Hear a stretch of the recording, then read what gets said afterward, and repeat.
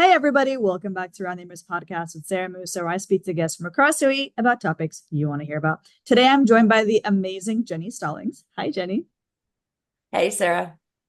So, Jennie is on the show because not only is she an interior designer and furniture specialist, wow, she is also partner and commercial manager of Chelsea Green.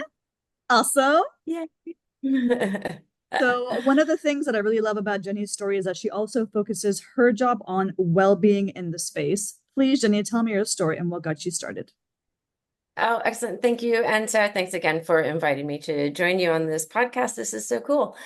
Gosh, that sounds like talking about myself. All right, I'll try.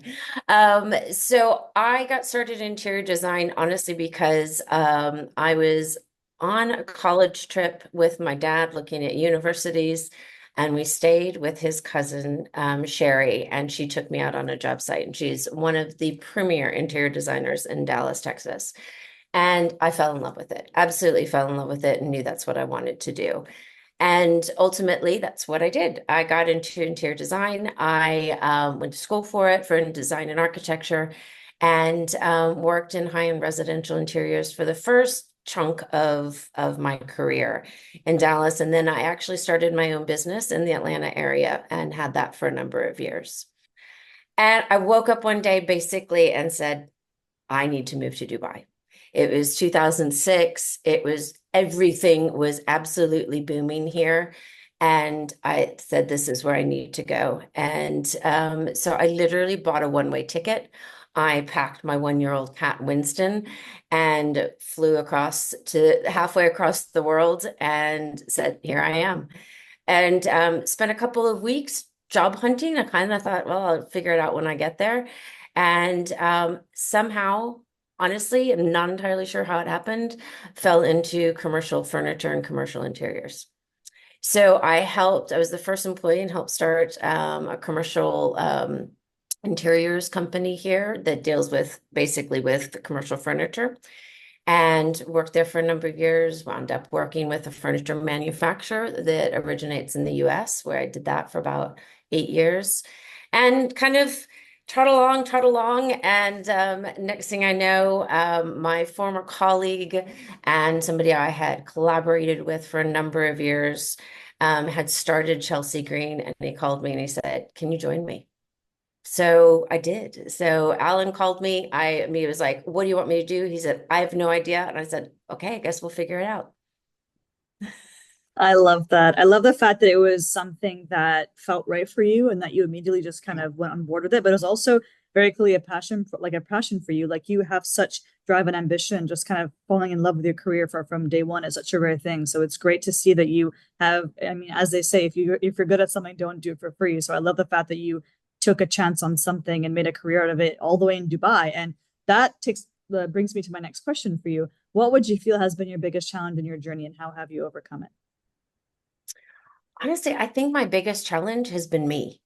Um, Making mistakes, growing, learning new things, falling down, picking yourself all up, all of that's just really normal. And honestly, moving to the other side of the world felt really normal for me. There was nothing kind of, I mean, it was a challenge, of course, but all of that sort of everything just fell into place. But I've been my own biggest challenge. And I think that's, part of growing, part of getting older, that that I had a level of expectation or a thought of what was expected of me. I would get married at a certain age. I would have kids at a certain age. I would be at a certain point in my career by the time I hit 40. All of these sort of hurdles that, whether it's societal or just in my own self, usually in my own self, that of these expectations, really high expectations for myself. And what I realized in about my early to mid 40s, so in about 5 years ago, was um, that's not who I am.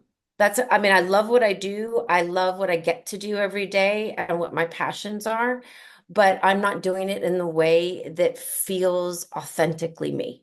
I'm not who I feel inside is authentically me. And so there was a bit of sort of peeling back the layers of the onion and figuring out what does my life look like for who I am and where I feel is right for me to be in that moment and in this place in this moment right now. And it looks very different in reality than what I had expected years ago and what I sort of envisioned for myself. And it's much more real. It's just a lot more real. I mean, everything from, silly things like letting my hair grow out naturally as opposed to coloring it. And just that's sort of a very outward way of showing that like I'm much more comfortable in who I am as I've gotten older. And I don't feel this need to be what others expect of me or be what I had expected of myself. So I think getting over myself and just being real. I love it, and I appreciate being so candid about that. We often forget, like, yes, we have signed up to the 9 to 5. We do appreciate the steady income, but is what we're doing actually in line with our values as people? And I really appreciate the fact that you said, this only happened to you a few years ago. Like there's never a good time or a bad time for you to make this realization. It's just the right time that in your journey for you. And your hair looks amazing, if I may say so. I love the fact Thank that you've grown it out you. naturally. I think it looks beautiful on you. And this is Thank something that people forget is like, what am I doing this for me? What am I doing in my life that's for me? Like your job should feed into who you are and be passionate. You should have the passion as you do yourself. And that takes me to my next question. You kind of already touched on this, but is there a moment or any kind of story that you'd like to share that really made an impact on you or something that kind of potentially changed your trajectory? Yeah, I think there's two. One is when I fell in love with furniture. So, and this is, I was in interior design school. I had an art class, or actually a furniture history class, and it was taught at the Dallas Museum of Art. And I got to actually touch and see and experience originals. And my first piece that I remember seeing was the Eames molded plywood chair. It's called the LCW, and I fell in love. That was it for me for furniture. So that was for me in terms of like my life trajectory, really enormous. And I knew that furniture is always going to be a thing. And I'm hugely passionate about that. And I love surrounding myself with beautiful things that are important to me. And I get to do that at work every day with our showroom and everything. But I think also the other thing was, and sort of the biggest thing for me, stepping stone for me was I guess it was about six years ago now. And I was made redundant from a career and from a company that I thought was going to be it for me forever. I defined myself by that job title. I defined myself by the company that I worked for. When it said Jennie M. Stallings and my title and the company name, I was like, I have arrived. That's my thing. And when that was removed, that title, that everything, I was devastated. And I didn't realize until because I immediately was like, gotta get a new job, gotta do this. I've always been independent and self-reliant, and here's what I've got to do. And that next leap, it was like a really bad rebound relationship, really bad, really toxic. And I didn't realize that I hadn't given myself time to mourn that loss of this job that so defined me and figure out a way of getting past that and finding out who I actually am, not what this company called me and titled me. And so that was huge. That was, I think, kind of the beginning of the figuring out who I am. Yes, I love furniture. Yes, I want to help people thrive in the spaces that they spend most of their waking hours in. And how do I do that? How do I make that happen? I love that. Now, that is a beautiful segue to my last question for you today, Jennie. How would people out there, what advice do you have for people out there to make it happen? Ooh, um, don't expect it on the first run. It's I've had a couple of businesses. They didn't do well. The one that I had, kind of right before and during COVID, from a financial perspective, wow, not successful.